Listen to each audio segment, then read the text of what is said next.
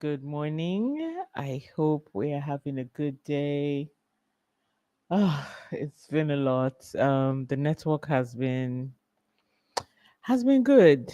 Good morning again. Welcome.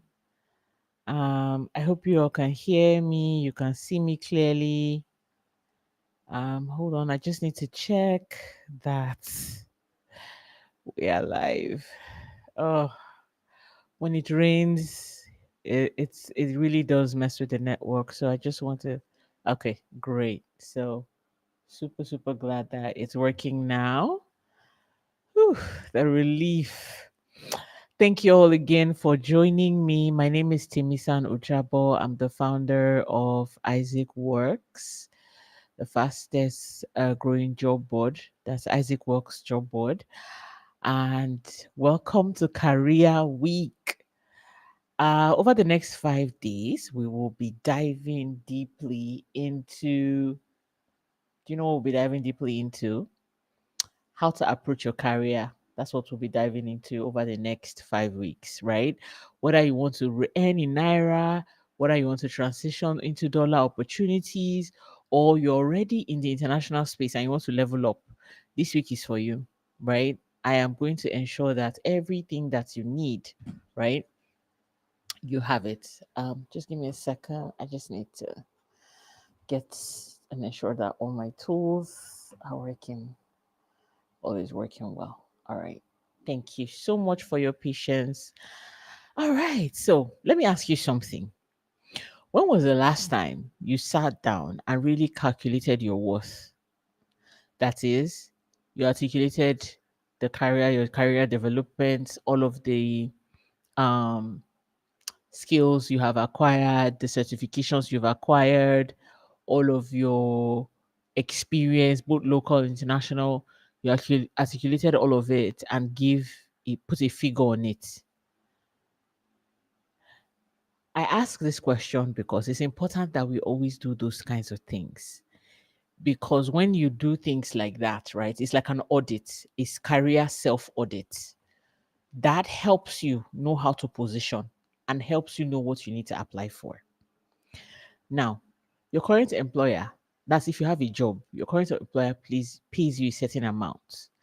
Your prospective employer, there is an amount you're expecting. Have you been able to check what that looks like in the market space? Right? Have you been able to see how that payment, how competitive it is? What is the current going rate in the market? Now we understand that some organizations they pay better than some. But it's good to just understand what the going rate is in the market and what the rate your organization is currently paying and what rate are you aspiring for. This helps you not build castles in the air. Case in point, I met someone who's currently earning around 200,000 naira. That is roughly $150.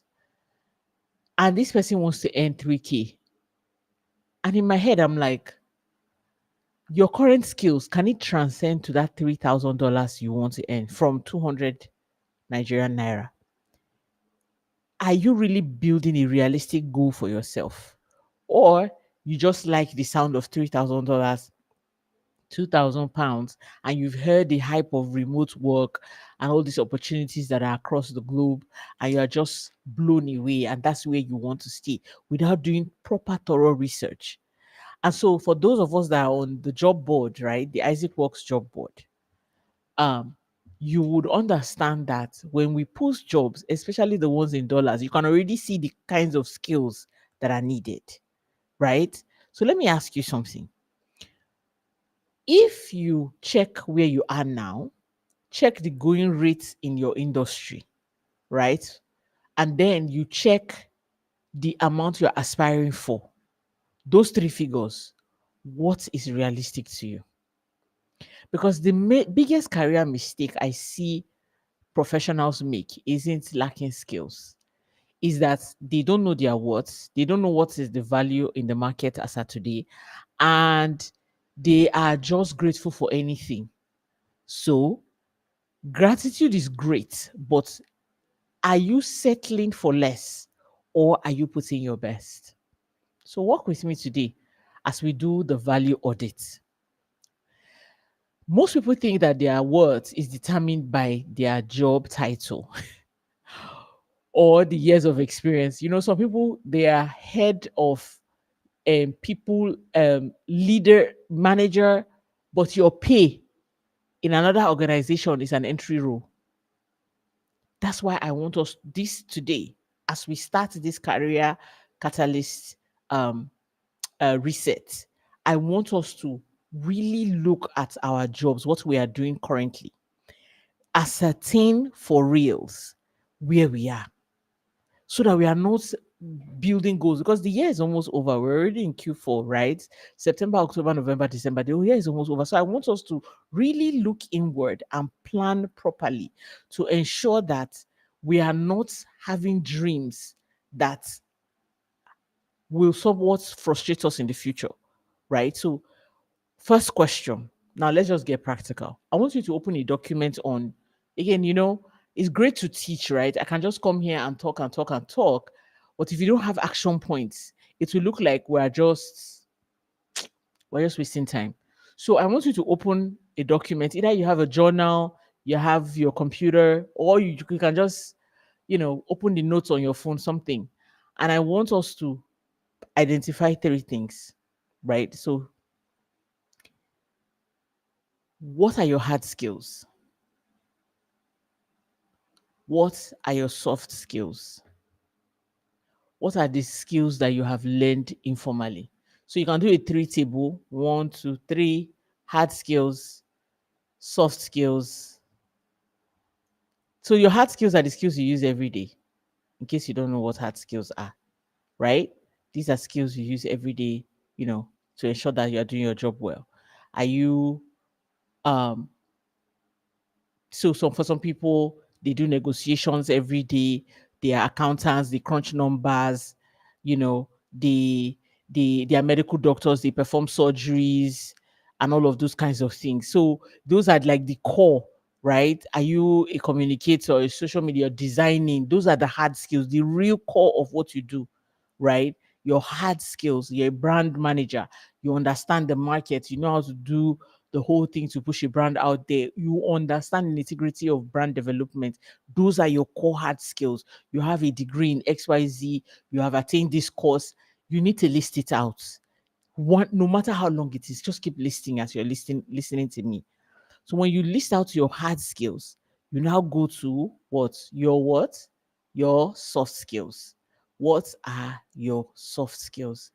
And I dare to say that this is where a lot of people sort of struggle, right? We have all the qualifications, we we are well read, we know so much, but when it comes to soft skills, we are a bit, well, that's the main concern.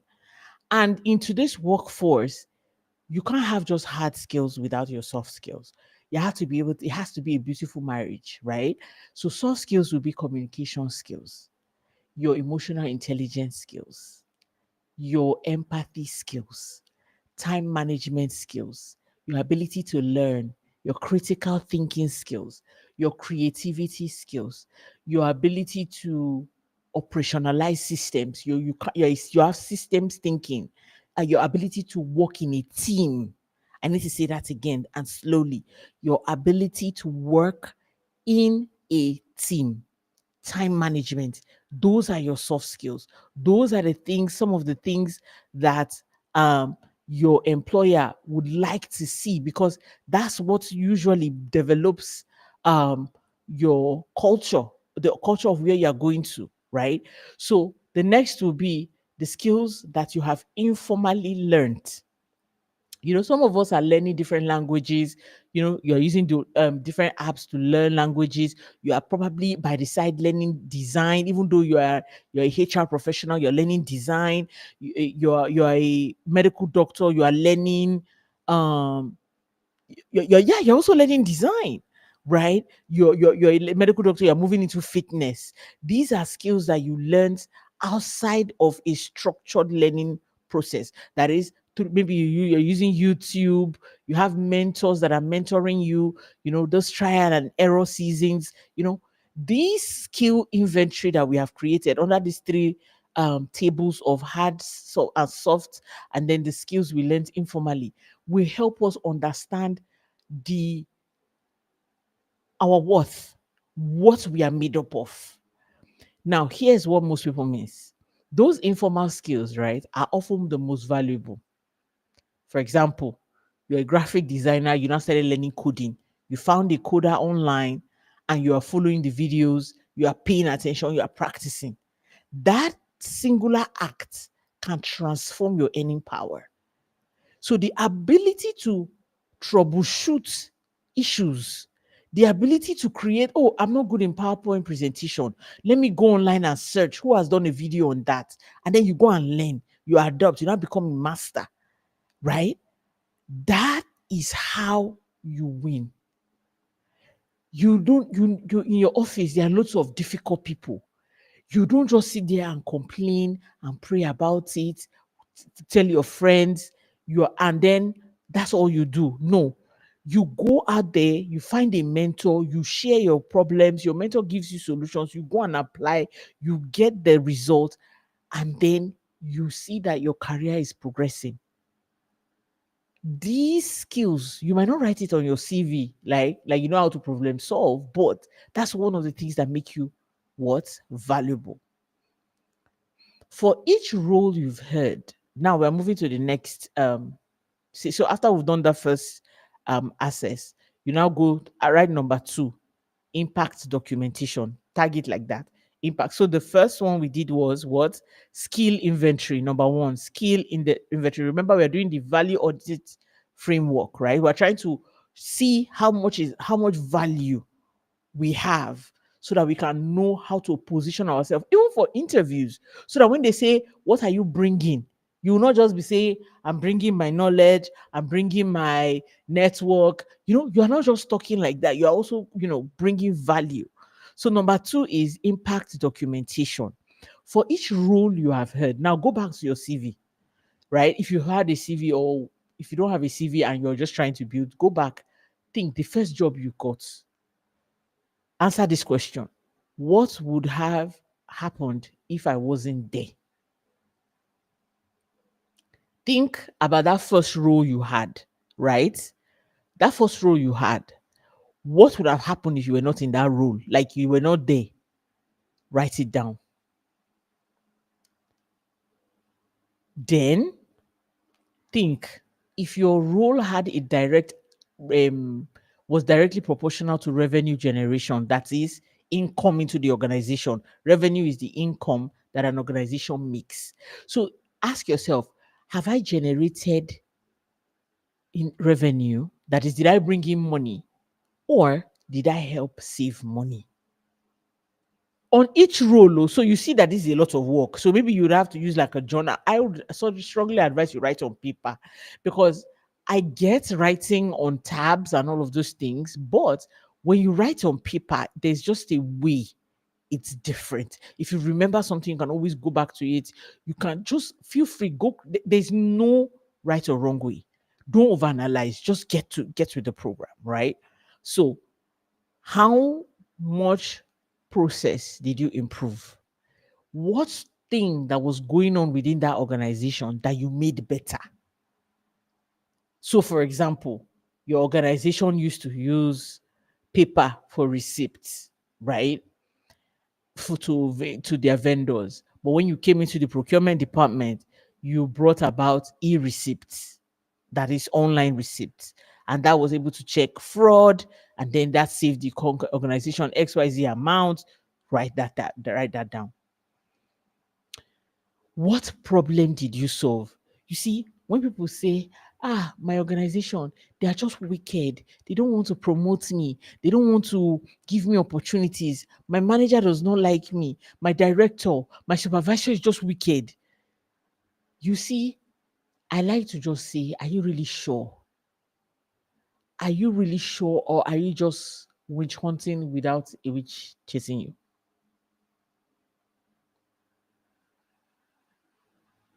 Think about that. think about that. What problems have you solved within your organization?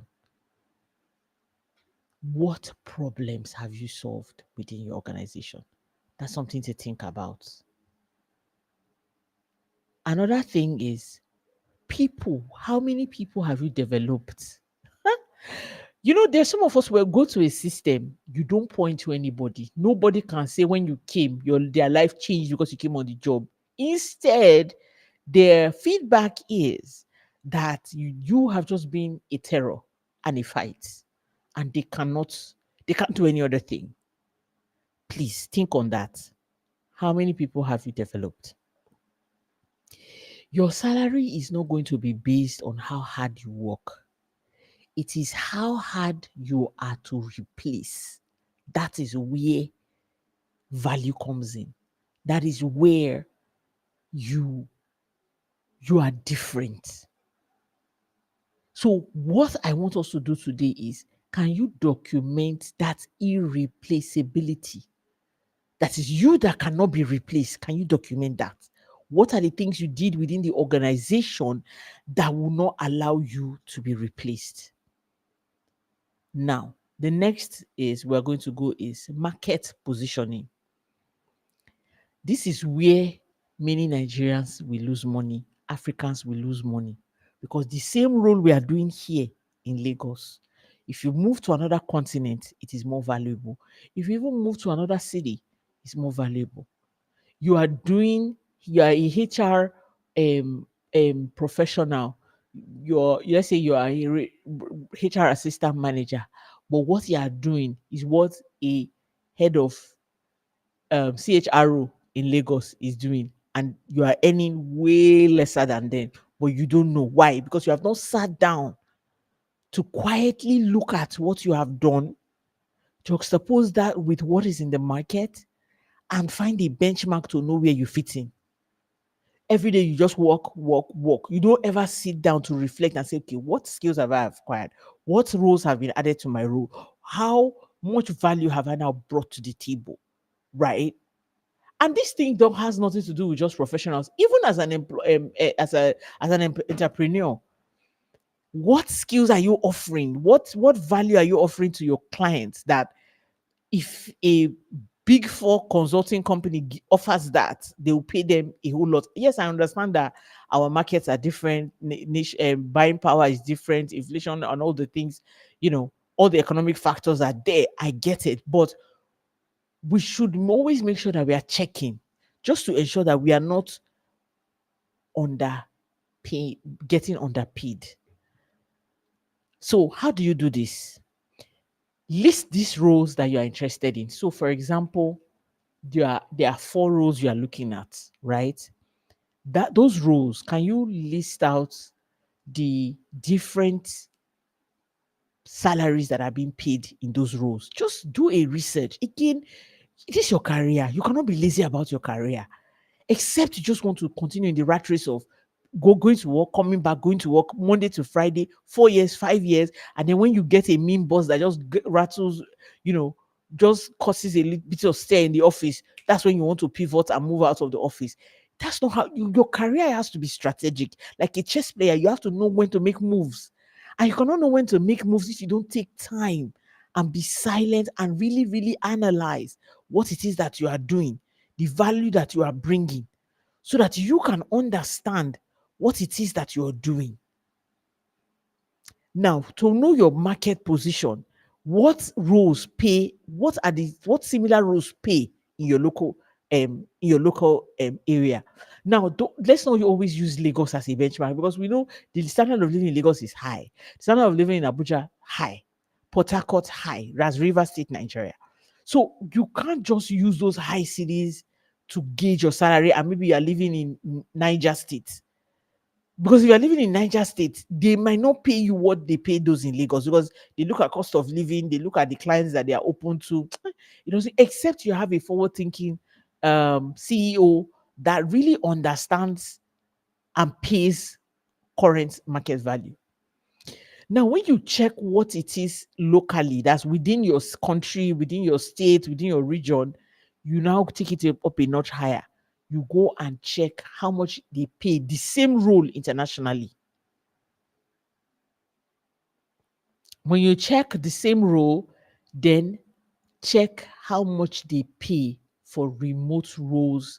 Like, so that pay grade that you are on, check how much, right? Remote workers are paid those jobs. There are so many websites that are remote, they only share post remote jobs.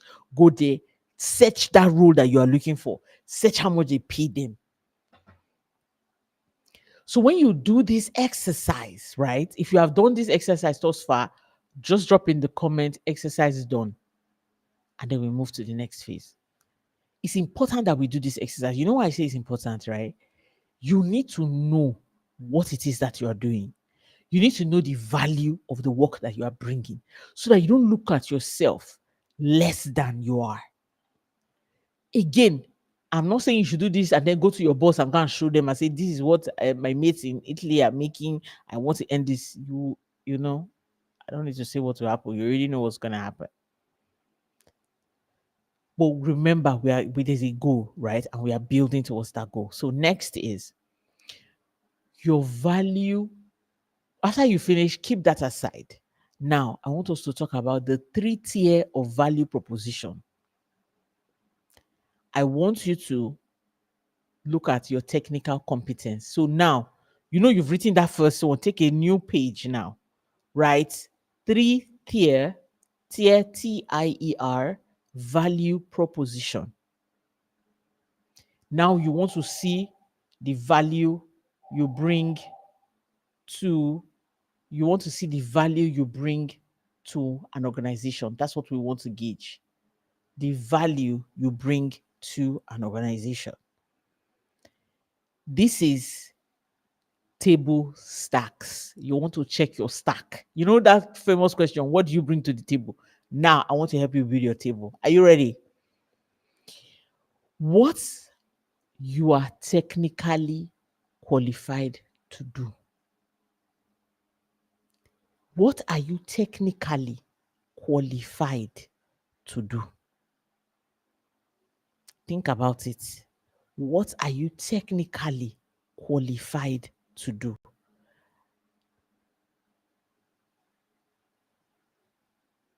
Have you ever sat down to do that analysis to know what knowledge, how much do you understand your industry?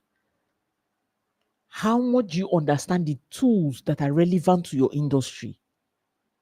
That is what it means by your technical competence. So you can do like a triangle, and then you do tier 1, tier 2, and tier 3.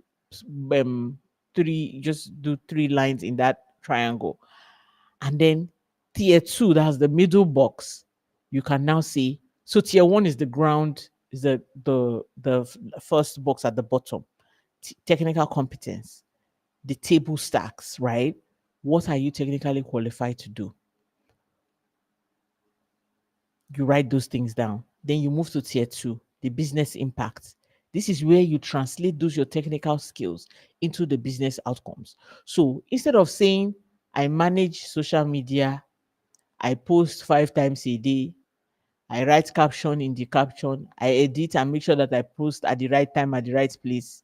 Can you say something like, I've increased client engagement by 3%, by 20%, 500%, whatever amount of percentage you want to. And then through the post you made, you were able to generate 2.5 million trackable revenue through your social media strategies. Do you see the difference? Now, you move to the top tier now, strategic thinking. This is executive level. This is where you are not just executing, but you're contributing to the strategy and the vision. That is, you have brought so much value that when they now want to start strategic roadmaps, they want to do strategic goals for the year, they now call you into the table. They call you to the high place, and then they start to give you and say to you that you can join, and you can come and, you know, uh, you can come and contribute what your vision, what you think is valuable to the organization. Now, For practical, we have already, let me now give another quick example so that you can go back and apply it to your career. Tier one, that technical competence, what you know. You are a medical doctor, you are an engineer, you are a graphic designer, you are a fashion designer, whatever it is that you do, put it there. You have how many years of experience, put it all the roles, you how many experience, how much experience you have. Tier two, the content that you have created has now brought conversion to this amount at this percentage. Tier three, you have now helped your organization to build a visual brand strategy that has now positioned them as premium players in the marketplace, leading to 2 or 3x their pricing power. Now, you see this thing we have just done, right? If you are a fresh graduate or you're still in university, please listen closely because Isaac Works is a community that has all tiers of the workforce, right? So if you're a fresh graduate, you just fresh out of school, tier one for you will be your degree. That your first degree that you are graduating with. If you're in technical school, even if again, I say Isaac Work consists of all kinds of people. If you are an intern, and I use the word intern, or you are learning a trade under a boss, your tier one is that trade you are learning. Now, let's say you are learning how to be a welder. Your tier one is that your welding certificate. If you're learning how to be a fashion designer, your tier one is that stuff. If you are learning how to be a plumber, a carpenter, an electrician, that is your tier one. You are a carpenter. That is your tier one. Again, there's dignity in labor. There's dignity in your work. So in Isaac Works, we're not here to say, oh, this career is the best, that career is not the best. Every career is valuable. So your degree, those internships, all of it is your tier one. Tier two, your projects. I dare say entrepreneurs as well, you should do this. Your projects, you furnished XYZ housing, you're a carpenter, you did 50 doors for a hotel facility. That is your project. Build that as your braggable, right? You employed 5,000 people. I'm just giving an example. You employed 40 people for this organization. This was how long there was no churn, engagement was at this level. That is your tier two. For fresh graduates, what projects did you engage in? What competitions did you do in university? Or what did you do? Don't ever undermine anything you did in university. You're a class captain, you were a class president, you were president of something. That is your what? Those are the leadership roles that you took while you were there. Then for top tier three, your fresh perspective, right? What is that freshness you are bringing to the table? Because you can listen to what I said for fresh graduates now I'm speaking to. You can listen to all I said and you say, it doesn't apply to me. I don't have strategy to bring. No, you do. Depending on the generation that you are in, have you really thought about the industry you want to go to? Or you just want someone to employ you, you come and sit down and you go again with the status quo, like you've seen your forefathers do. Go, get a job, get a salary, pay, come back home, go, get a salary. Every day you just go in traffic, come back. Go, traffic scroll. Go, traffic, that's what we do every blessed day. No. Your fresh perspective, your digital nativity, your understanding of the world, that can be valued that you bring to that organization that they have not seen. Now, for those in their mid careers, right? You've been in the workforce 4 to 8 years. What will be your specific application of this three-tier value proposition I just talked about, which is technical competence, business impact, and strategic thinking? How do you apply this? Your experience, your track record number, that's your tier one. The bottom, your middle, quantified achievements, and your process improvements, right? Tier three, your ability to mentor others. How do you see patterns within the industry? There's so much I have to speak about, you guys. I'm just looking at time. Now, for our senior professionals, that is the C level, C suite, tier one is different for us. In tier one, we are bringing our expertise. Because they already know that you have the degrees, you have the qualification, they want to know what can we do with our eyes shut. What network do we have? What are the major wins and organizational impacts? What are our thought leadership and our industry influence? So if you're a senior professional and you're not considering thought leadership, you're not influencing your industry. Get on that. Next is your currency strategy. The currency strategy. Here we'll be talking about the different values and different market values and different things, right? So please walk with me. I'll be rushing now because we're crunched for time. Um, demand. So if you're focusing on the Naira market, right, there are a couple of things you need to understand. That is, if you're not looking for a dollar paying job, a pound sterling paying job, whatever, you're just focused on Naira. That's where you are. You're not interested in anything dollar, foreign exchange is fine. What are the things that you need to concern yourself with now? What are the things you need to build, right? How do you focus on relationship building and cultural fit? You cannot say you're not a respectful person. You are not a person that likes to greet, and you want to go and work for a founder that you know that those values, those things are important to them. Let's say you did not know, you now get into the organization, you now find that this is how they are, and you say, sorry, I can't do that. I'm woke. I don't do those kinds of things. You'll be kicked out of the company. Yeah, newsflash. Yeah. Understand local market knowledge.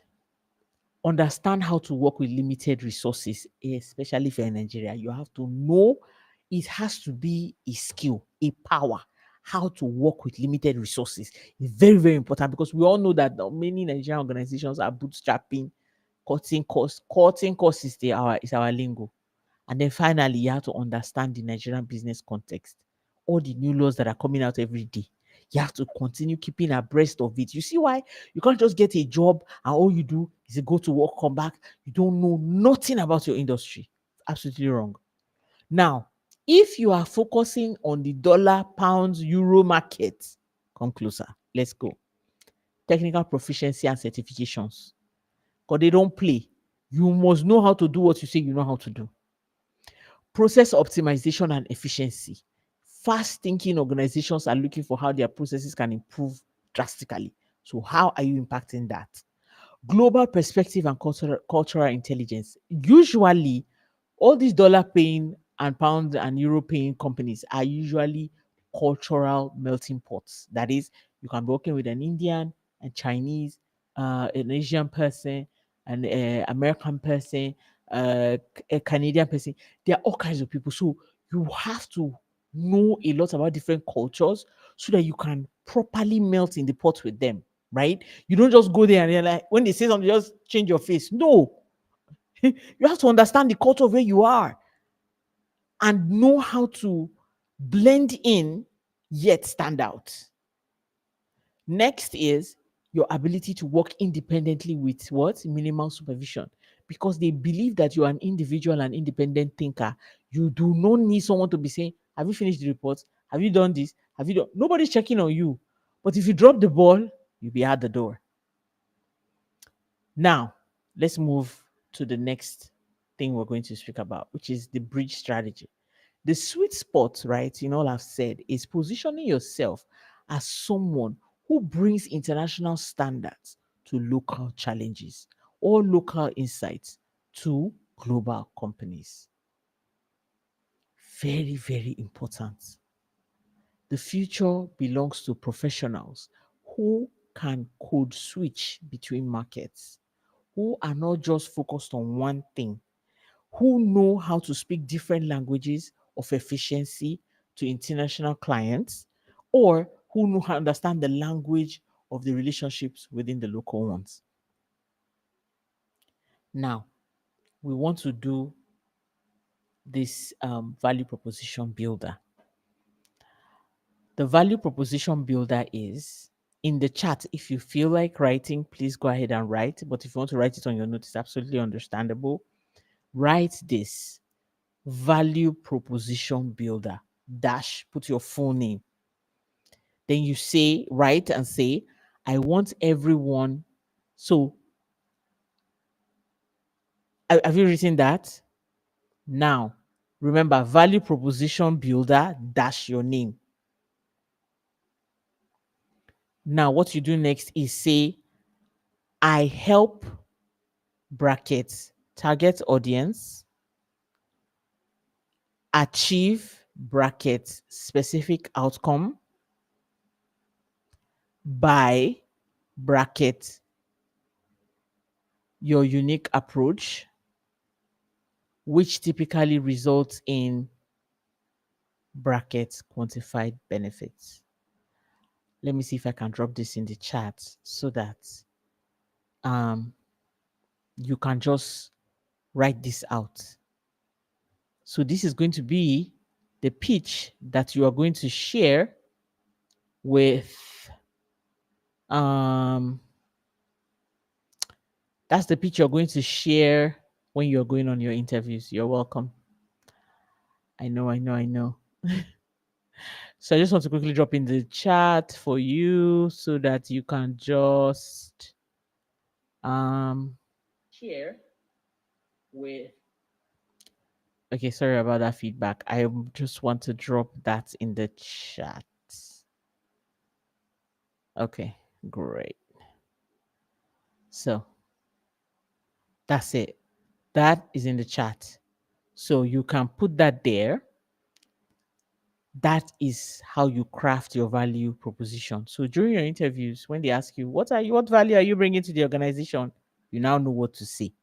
Craft that, um, let it suit your industry and the industry you're applying to, and all of those things. Master it. Let it be like your car that you can flip out. Those are the things. That's how you position yourself, right? Today, I hope that you've been able to learn how to audit your value. You've learned how to position it strategically. Now, your homework is to make sure you complete that, right? And send it to for those that are in Isaac Works that will get to watch this video, complete that and send it to the admins in on WhatsApp so that we can see. Don't worry, if you wrote it on your notes, you can just screenshot and send to the admin. Let us know that you've done this. Or you can reach out to all. If you want to join the Isaac Works, you can just feel free to DM us, and you would be sent the link, and you can join us. Complete this three-tier value proposition. Research the salary ranges of your target roles, and then join me tomorrow by 9 a.m. West African time as we dive into market mastery, how to read market signals, how to identify hidden opportunities, and how to position yourself where the money actually is. The professionals who succeed, guys, aren't necessarily the most skilled. I must say that. They are the ones who understand the market better than anybody else. Please take out time to study your industry, the industry you're currently in, and the one you aspire to go into. See you again tomorrow, same time. And remember that your value is not up for negotiation once you know what it is. Have a fantastic day, and thank you for joining me. Goodbye.